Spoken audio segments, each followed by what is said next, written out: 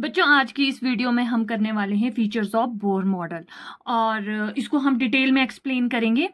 तो कल मैंने जैसा कि आपको बताया था पोस्टुलेट्स और फीचर, बोहर के जो पोस्टुलेट्स और फीचर हैं, तो जो पोस्टुलेट्स होते हैं वो बेसिक अजम्पशंस होती है। अजम्पशन मतलब रूल्स होते हैं जो बोहर ने आपके पास स्टडी करने के बाद जो दिए थे, ठीक है। उसके बाद जो फीचर्स होते हैं, फीचर्स जो हैं वो इंपॉर्टेंट कैरेक्टरिस्टिक्स होते हैं और रिजल्ट होते हैं बोहर मॉडल के कि क्या क्या रिजल्ट निकले, तो उनको हम डिटेल में पढ़ेंगे। वीडियो को स्किप मत करना, इस चैनल को सब्सक्राइब कर दो, बेल आइकन पर क्लिक कर दो और वीडियो को ज़्यादा से ज़्यादा शेयर करो, क्योंकि आज हम एनसीईआरटी की बुक के एक एक पॉइंट को डिस्कस करेंगे। और इस वीडियो में ये बहुत इम्पॉर्टेंट है क्योंकि इसमें कुछ इक्वेशंस हैं जो जिससे रिलेटेड, जो आपके कम्पिटिटिव में नीट हो गया, आपके जेईई मेंस हो गया, आपके कोई भी कम्पिटिटिव एग्जाम्स हैं उसमें इससे रिलेटेड क्वेश्चंस जो हैं आते हैं। बोर्ड में तो आते ही हैं और इससे रिलेटेड जो क्वेश्चंस हैं वो कम्पिटिटिव में भी आते हैं। तो वीडियो को स्किप मत करना, इसको ज़्यादा से ज़्यादा शेयर करो और डिटेल में पूरी वीडियो देखना। डिटेल में जो है आपको एनसीईआरटी बुक की एक एक लाइन जो है वो समझाई गई है। तो पहले वीडियो में शुरू करने से पहले मैं आपको थोड़े से पोस्टुलेट्स, जो बोहर ने अपने पोस्टुलेट्स दिए थे जब उसने ड्यूल बिहेवियर पढ़ा और प्लैंक्स कांस्टेंट पढ़ा, इन सारी चीज़ों से जब उसने लास्ट में पोस्टुलेट्स दिए थे तो वो पोस्टुलेट्स क्या थे। देखिए, सबसे पहला पोस्टुलेट था कि इलेक्ट्रॉन जो होता है स्टेशनरी ऑर्बिट में रिवॉल्व करता है, ठीक है। तो इस जिस ऑर्बिट में रिवॉल्व करता है उसको स्टेशनरी ऑर्बिट बोलते हैं।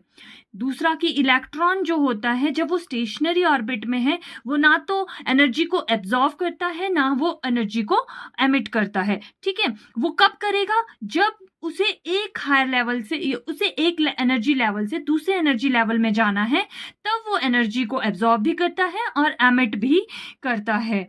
और तीसरा है कि जो एंगुलर मोमेंटम है इलेक्ट्रॉन का वो क्वांटाइज्ड होता है, that is mvr equal to nh2 pi. जिन बच्चों को पोस्टुलेट्स डिटेल में पढ़ने हैं वो मेरी पिछली वीडियो जाकर देखें। ओके, तो now let's start with features of Bohr model. Now the features of Bohr model. Features are the important characteristics and results of the Bohr model. तो सबसे पहला है stationary state and principal quantum number. तो यहां से शुरुआत होती है प्रिंसिपल क्वांटम नंबर की। तो स्टेशनरी स्टेट हम पढ़ चुके हैं। According to Bohr, an electron can revolve around the nucleus only in a certain allowed orbits. कुछ ही ऐसे ऑर्बिट्स होते हैं जिनकी एनर्जी जो होती है वो फिक्स्ड होती है, वही अलाउ होते हैं जिसमें इलेक्ट्रॉन जो है रिवॉल्व करेगा। Okay, these orbits are called stationary orbits और इनको रिप्रेजेंट किया जाता है, it is represented by n. Okay, और n इज द, n को हम कह सकते हैं प्रिंसिपल क्वांटम नंबर, ठीक है। तो अब आपको समझ आ गया कि प्रिंसिपल क्वांटम क्या होता है। प्रिंसिपल क्वांटम स्टेशनरी ऑर्बिट होते हैं जिसमें n की जो वैल्यू है, जैसे n इज इक्वल टू,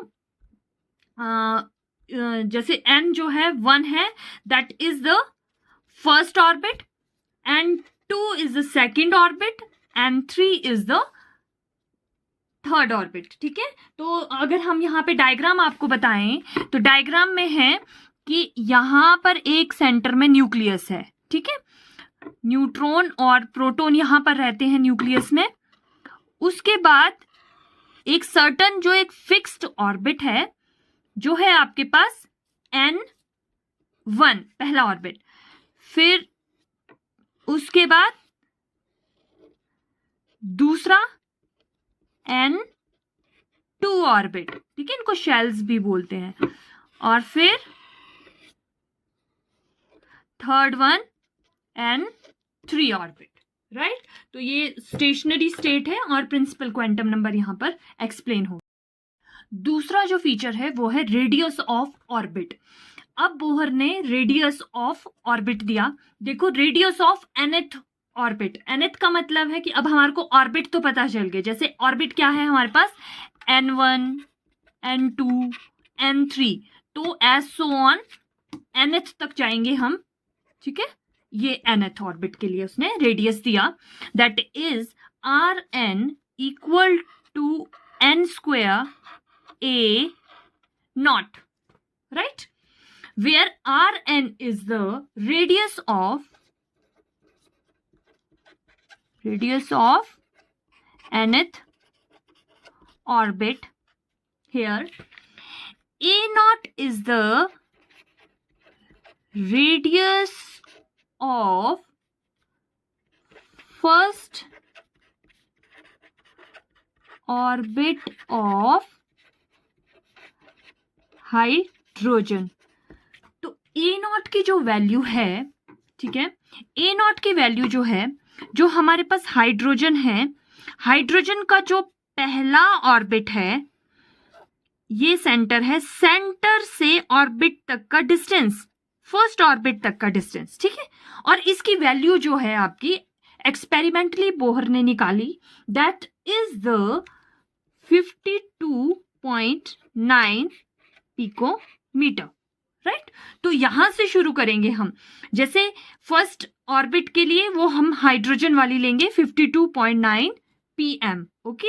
और यहां पर देखो n स्क्वायर का मतलब है n जो आपके पास है नंबर ऑफ ऑर्बिट्स है। अगर आपके पास 2 ऑर्बिट है तो यहाँ पे 2 स्क्वायर आएगा, 3 ऑर्बिट है तो 3 स्क्वायर आएगा, राइट। तो अब निकालते हैं, चलो लेट्स। तो अगर हम पहले एनर्जी लेवल की बात करेंगे, energy level n is equal to 1, तो R1 क्या आएगा आपके पास, 1 का स्क्वायर इंटू 52.9 pm। तो ये सबके लिए सेम रहेगा, पहला ऑर्बिट, तो ये आ गया आपके पास 52.9 पिकोमीटर, ओके। अब दूसरे स्टेप में चलते हैं। Next is the N2, then it is 2 square 52.9 pm, okay, that it will be 211.6 pm, right। अब आपको क्या दिख रहा है कि यहां पर जब हम पहले ऑर्बिट में थे तो हमारे पास डिस्टेंस था, मतलब रेडियस था 52.9, और फिर जब हम दूसरे ऑर्बिट की तरफ चले गए तो वो बढ़ गया, दैट इज 211.6। तो यहां से क्या इंडिकेट हो रहा है कि एज द n इंक्रीजेस, जैसे जैसे n इंक्रीज करता रहेगा, जैसे n1 n2 n3, जैसे जैसे हम जाते जाएंगे वैसे वैसे radius of orbit also increases. तो ये यहां से उसने रेडियस निकाला। Now the energy of electron, and this is the most important equation, let's start with this. En is equal to minus RH n square, ठीक है, जहां पर where En is the energy of electron in the nth orbit, ठीक है। तो ये जो n indicate कर रहा है, ये nth ऑर्बिट, इसमें कुछ भी आ सकता है, 1 भी आ सकता है, सेकंड भी आ सकता है, थर्ड भी आ सकता है, इस तरह से, ठीक है। तो you know that the n is the principal quantum number,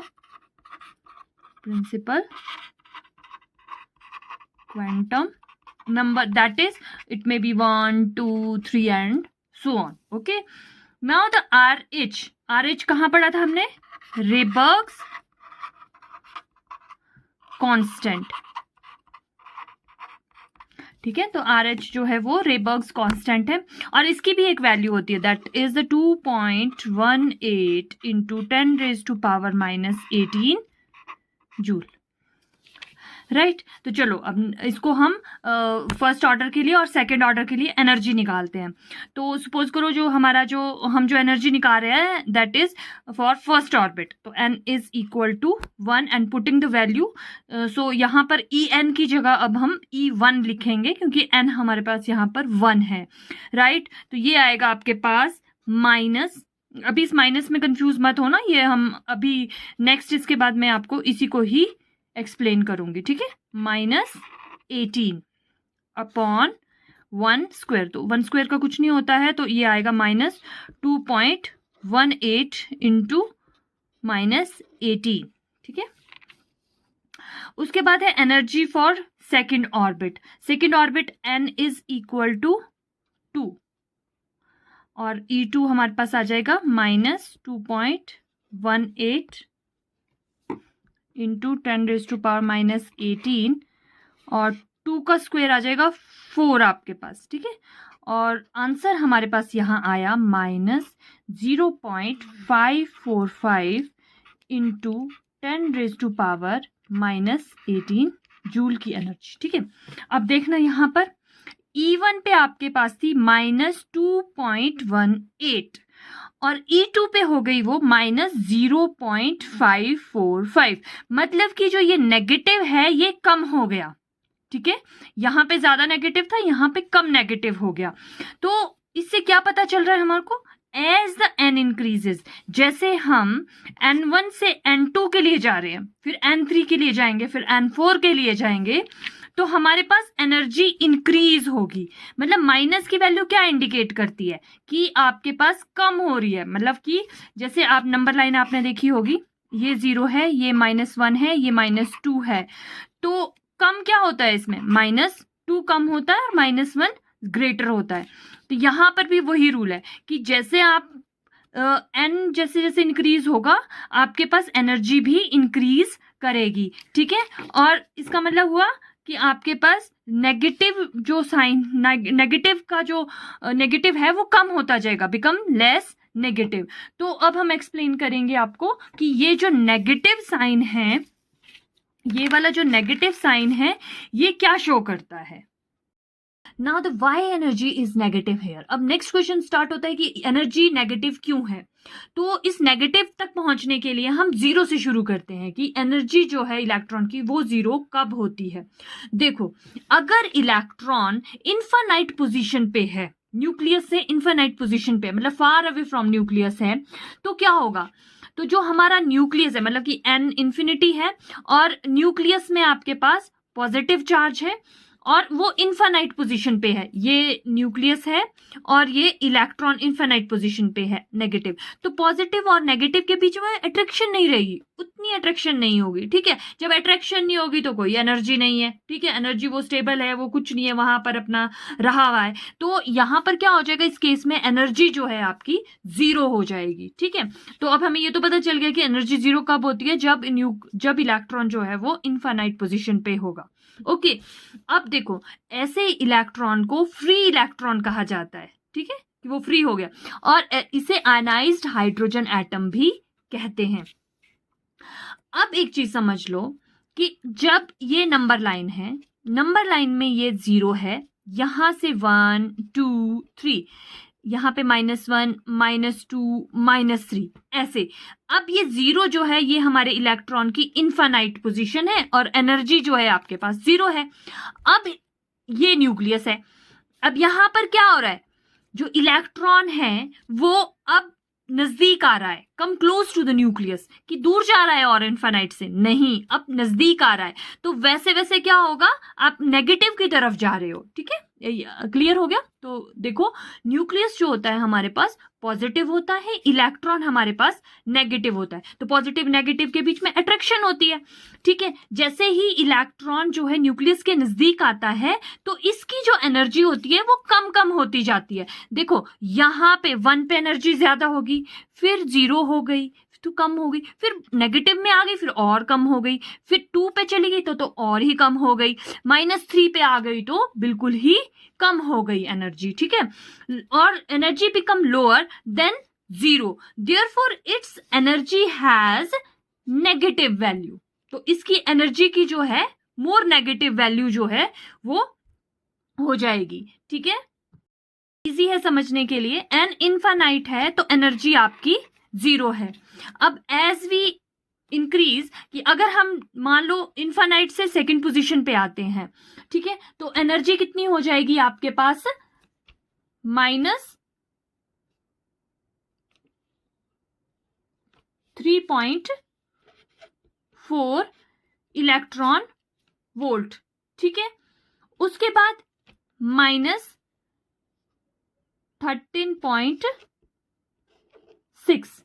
अब देखिए, जब 1 पे आए तो आई हमारे पास -13.6 एंड 2 पे आए तो -3.4 इलेक्ट्रॉन वोल्ट। ये देखिए, पहले -3 थी, अब सीधी कम हो गई 13 पे, N1 पे जो है हाइड्रोजन एटम के लिए ये क्या है, -13.6 है, ठीक है।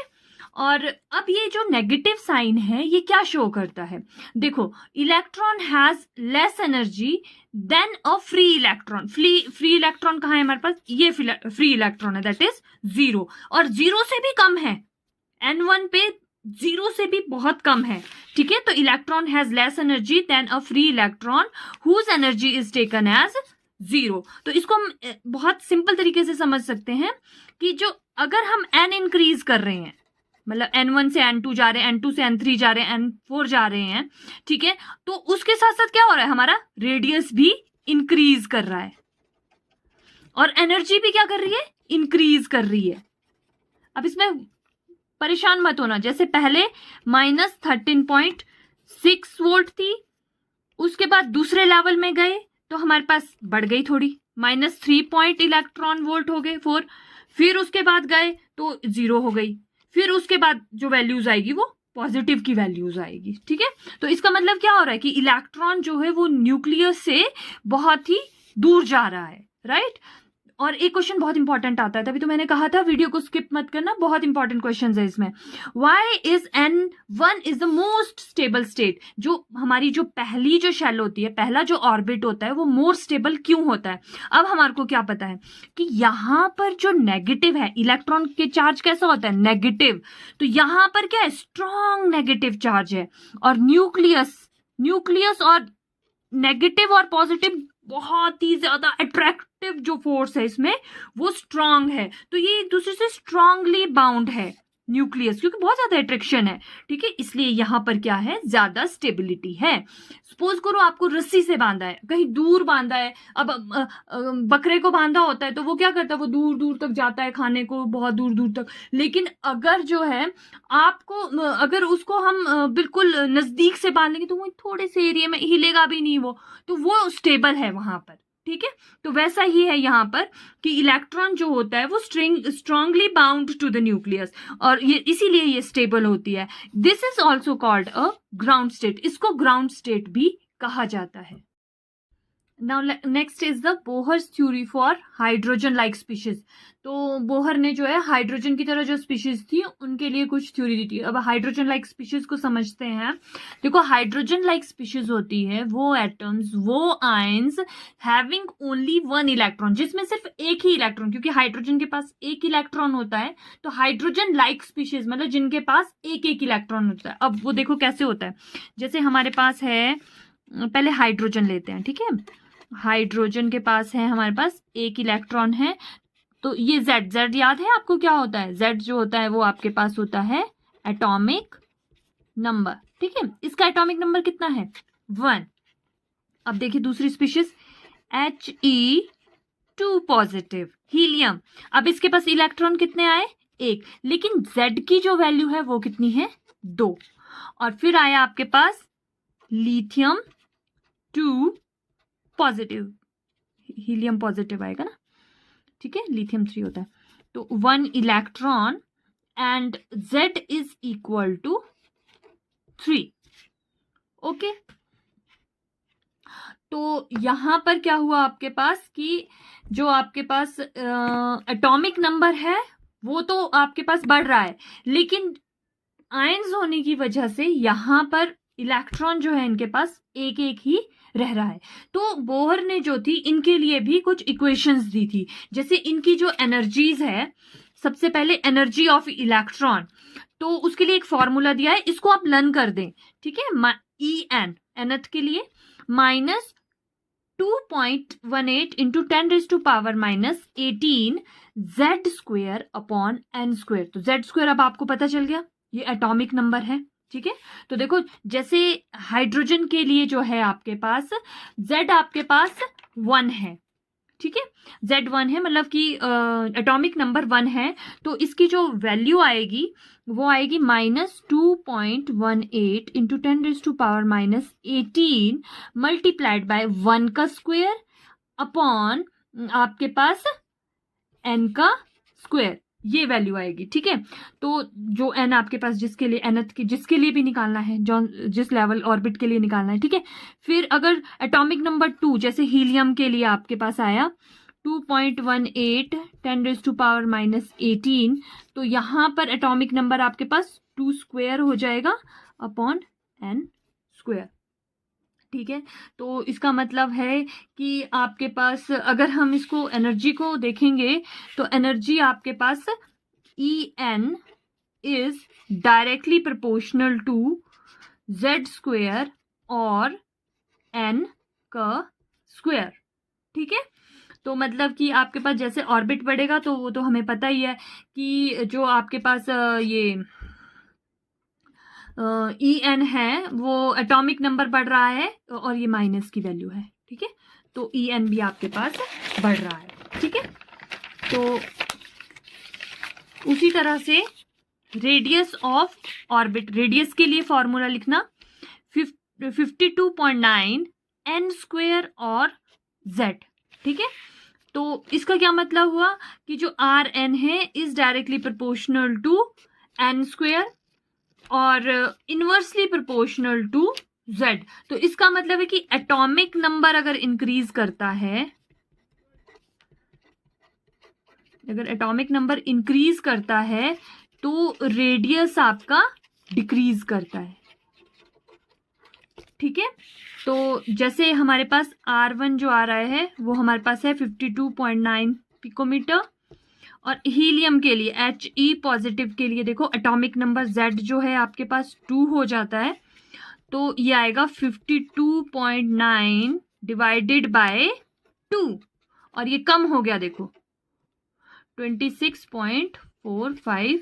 देखो रेडियस जो है आयंस के लिए कम हो गया, यहाँ पे 52.9 था हाइड्रोजन के लिए और हीलियम पॉजिटिव के लिए ये कम हो गया 26.45 हो गया। तो इसका क्या मतलब है यहाँ पे कि इलेक्ट्रॉन जो है is closer to the nucleus, कि इलेक्ट्रॉन जो है न्यूक्लियस के क्लोज आ चुका है और Z का मतलब है कि इलेक्ट्रॉन जो है टाइटली बाउंड और nucleus has more positive charge. तो कहने का मतलब है कि जो Z है आपका इंक्रीज करता है तो En becomes energy become more negative हो जाएगी और Z जब एटॉमिक नंबर बढ़ेगा तो रेडियस जो है बिकम स्मॉलर, ये याद रखना, बिकम स्मॉलर, ठीक है। बहुत ही अच्छा है, बहुत अच्छे से समझाया गया है इसमें। फिर उसने वेलोसिटी के लिए भी दिया, इलेक्ट्रॉन की वेलोसिटी के लिए सीधा उसने रूल दिया V is directly proportional to Z upon n, ठीक है। तो आपको मैं 3 रूल लिखती हूँ, कल हम उन्हीं के बेस पर न्यूमेरिकल्स करेंगे, ठीक है। और इम्पॉर्टेंट है जो आपके कम्पिटिटिव में भी ये इसी पे बेस्ड क्वेश्चंस आते हैं। तो सबसे पहला रूल याद करिए, एनर्जी के लिए En is directly proportional to minus Z square upon n square. Rn के लिए, रेडियस के लिए n स्क्वायर अपॉन Z और Vn वेलोसिटी के लिए Z अपॉन n, ठीक है। ये है हमारे पास। दैट्स ऑल फॉर टुडे और कल हम सारे के सारे न्यूमेरिकल्स करेंगे। ओके।